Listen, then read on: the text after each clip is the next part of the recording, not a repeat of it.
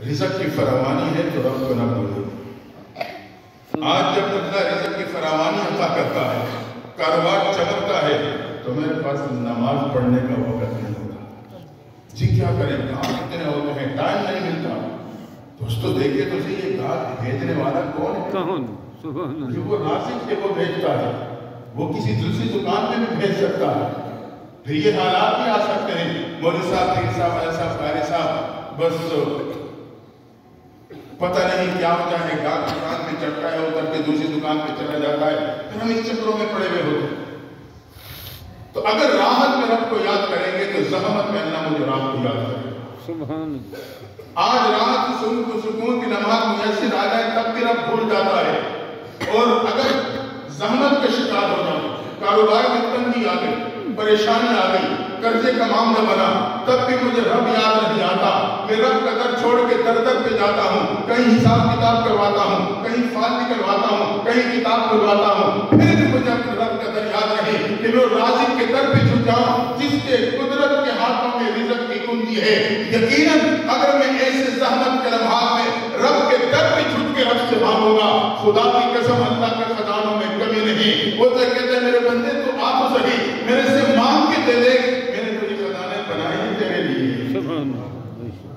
فَاذْكُرُونِي أَذْكُرْكُمْ۔ اللہ کہتا ہے میرے بندے راحت میں یاد کرے گا تو زحمت میں یاد کرے گا۔ جوانی ہے، صحت ہے، رب کو بھول گیا۔ بیماری میں مبتلا ہوا تب بھی رب یاد آ رہا، پتہ نہیں کس کے ہاتھوں میں پڑ گیا۔ کسی ایک کے پاس گیا، اس نے کہہ دیا، کسی نے جادو کر دیا، کسی نے کچھ کر دیا، کر دے تو علاج کر۔ اگر میں ایسے نہ کہوں تو پھر میرے پاس آئے گا۔ اگر میں یہ نہ کہوں کہ آپ نے کوئی کالی چڑیل چھوڑ گئی ہے، کوئی جادو ہو گیا، تو میرے پاس کون آئے گا؟ دوستو اللہ کے در کو چھوڑیں گے تو پھر یقین سے در در میں پریشان ہے۔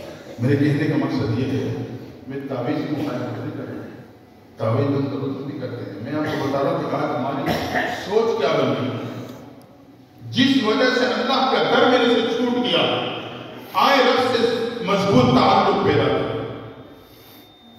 رب سے دوستی لگا، تو راحت میں یاد کروں گا تو زحمت میں اللہ کہتا میں بھی تجھے یاد کروں۔ ایک بات، دوسرا بات، فَاذْكُرُونِي أَذْكُرْكُمْ۔ میرے بندے اگر معصیت میں یاد کرے گا تو مصیبت میں تجھے یاد کروں گا۔ معصیت گناہ کا مقابلہ، اللہ کے خوف وجہ سے اپنے آپ کو گناہ سے بچا لیا، اللہ کی یاد ہے۔ فرمایا میرے بندے اگر معصیت میں یاد کرے گا تو مصیبت میں یاد کروں گا۔ تم میری وجہ سے معصیت سے بچ گیا، تمہیں مصیبت سے تجھے بچا کے نکالا۔ بنی اسرائیل کے 3 دوست مشہور واقعہ ہے، آپ نے علماء سے سنا ہو۔ ایک غار میں اچانک اوپر سے ایک بڑی چٹان آئی، غار کے منہ پہ آ کے فٹ ہو گئی، بالکل غار کو بند کر دی۔ ایسا بند ہوا کہ نہ ہوا کا جھونکا داخل ہوتا ہے نہ سورج کی کرن آتی ہے۔ تینوں غار میں بیٹھے ہیں سر جوڑ کے، انہیں یقین ہو گیا کہ زندگی میں ہماری قبر بن گئی، نہیں نکل سکتے، نہ کوئی باہر آواز سننے والا ہے، نہ کوئی بظاہر مدد کرنے والا ہے، ہماری زندگی میں یہ قبر بن گئی، گمنامی کی موت مرے گی، کسی کو خبر تک نہ ہوگی۔ اتنے میں ان کے دل میں بات آئی، اللہ نے ڈالی، کسی نے کہا کیسے کرتے ہیں، قبر تو بن گئی ہے زندہ حالت میں، اپنے ماضی پہ نظر ڈالتے ہیں تینوں ساتھ۔ اگر ماضی میں کوئی ایک عمل خالص میں نے اللہ کے رضا کے لیے کیا ہو تو اس عمل کو آپ کے سامنے پیش کر دیتے ہیں، شاید اس اخلاص بھرے عمل کی وجہ سے اللہ ہمیں اور آپ کو اس مصیبت سے نکال دے۔ اتفاق ہو گیا، یہ بات بالکل ٹھیک۔ ایک نے اپنی ماضی پہ نظر ڈالی تو دعا شروع کی، اللہ ایک مزدور میرے پاس مزدوری کرتا تھا، مزدوری لیے بغیر کی طلاق ایک دن چلا گیا، میں اس کی تلاش میں رہا، مجھے نہ مل سکا، میں نے اس کی مزدوری کی رقم ایک طرف کر کے رکھ دی۔ کچھ عرصہ گزرا، مجھے خطرہ لاحق ہوا کہ یہ مزدوری کی رقم اس کی کئی ضروریات کو استعمال نہ کر بیٹھوں اور وہ آئے اور میرے پاس دینے کے لیے رقم نہ ہو، تو میں نے اس کی حفاظت کے لیے تدبیر یہ بنائی کہ میں نے ایک بکری خریدی، اس کو پالتا رہا، اس نے کچھ عرصے بعد بچے دیے، انہیں سنبھالتا رہا۔ اتنا طویل عرصہ گزرا کہ ایک بکری نہیں وہ تو ایک ریوڑ کی شکل بن گئی، بچے بڑے ہوتے گئے، سلسلہ چلتا گیا۔ اب اتنے عرصے بعد اچانک وہ مزدور کہیں سے آ لیا، مجھے مل کے کہنے لگا مجھے جانتے ہو؟ کیوں نہیں جانتے؟ یہ تو تیرے تلاش نہیں تھا، تیری مزدوری میرے پاس ہے، تو مجھے نہ مل سکا، کہنے لگا جو میری مزدوری بنتی ہے مجھے دے دو۔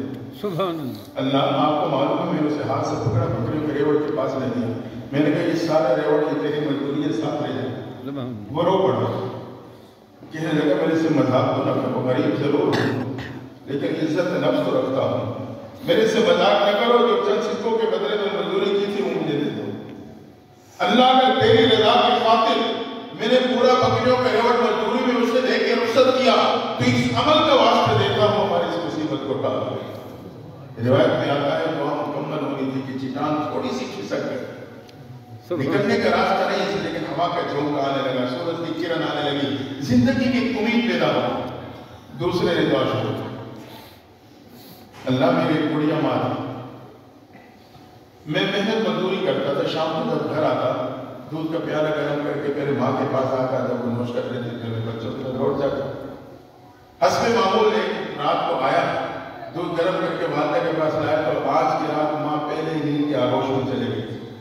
میں نے ماں کو جگا کے تکلیف دینا برداشت کی، خود تکلیف برداشت کرتے ہوئے انتظار میں کھڑا ہوں، پیالہ لے کے انتظار میں کھڑا ہوں، آدھی رات گزری، اکثر رات گزری، حتیٰ کہ فجر کی اذانیں آئی تو میری ماں کی مانگ گئی۔ جب ماں اٹھ کے بیٹھی تو میں نے دودھ کا پیالہ پیش کر دیا، ماں نے نوش کیا، پھر اس کے بعد اپنے بچوں کی طرف لوٹا، اللہ اگر ماں کی خدمت میں نے تیری رضا کے لیے کی ہے تو اس عمل کو واسطہ دیتا ہوں مصیبت کو ٹال دے۔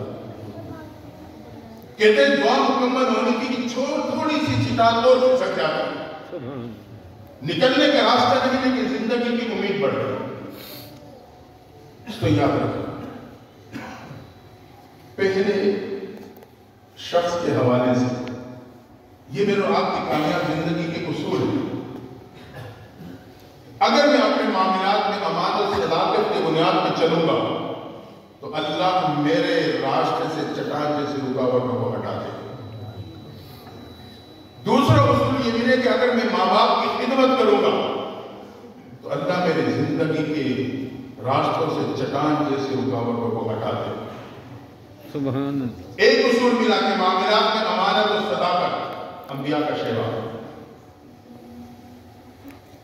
اور دوسرا اصول ماں باپ کی خدمت۔ یاد رکھیں ماں باپ کی خدمت انسان کو پریشانیوں سے بچا لیتی ہے۔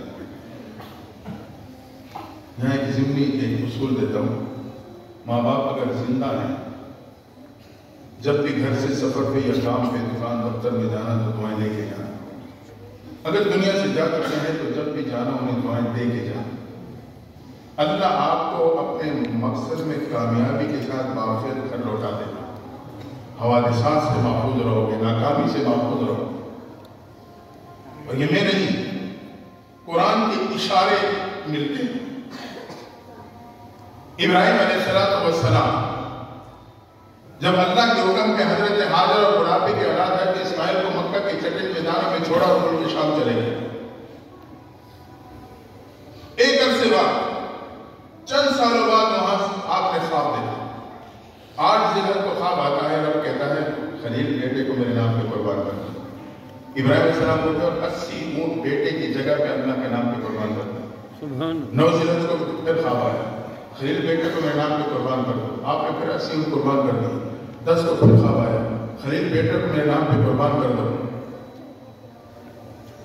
اب آپ اٹھے، مکہ کی طرف چلے، مکہ کی بستی میں پہنچے، حضرت حاجرہ سے ملے، کہا بیٹے اسماعیل کو تیار کرو، بڑے کی ملاقات کے لیے جانا چاہتا ہوں۔ اماں حاجرہ نے سوچا کہ والد ایک عرصے بعد آئے ہیں، بیٹے کو ساتھ لے جا کے بڑے کی ملاقات کرانا چاہتے ہیں، تو اماں حاجرہ نے میرے تخیل ہے کہ اسماعیل کو نہلایا بھی ہوگا، جمہور قول کے مطابق 9 سال کا بچہ ہے، نہلایا بھی ہوگا، صاف ستھرے کپڑے پہنائے ہوں گے، کنگھی سرما کر کے باپ کے ہاتھ میں ہاتھ پکڑا دیا ہوگا۔ اب یہ بچہ ہے جو ماں سے رخصت ہو رہا ہے لیکن ڈھیروں دعائیں لیتا ہوا جا رہا ہے۔ اماں حاجرہ دعائیں دیتے ہوئے بچے کو رخصت کر رہی ہیں، نتیجہ کیا نکلا؟ چلا تو اسماعیل تھا، واپس لوٹا تو ذبیح اللہ بن چکا تھا۔ اتنی بڑی عظمت اللہ نے عطا کرنا ہے۔ فرعون نے جب بچوں کا قتل عام شروع کیا تو اسی اسلام میں موسیٰ علیہ السلام کی پیدائش ہوئی۔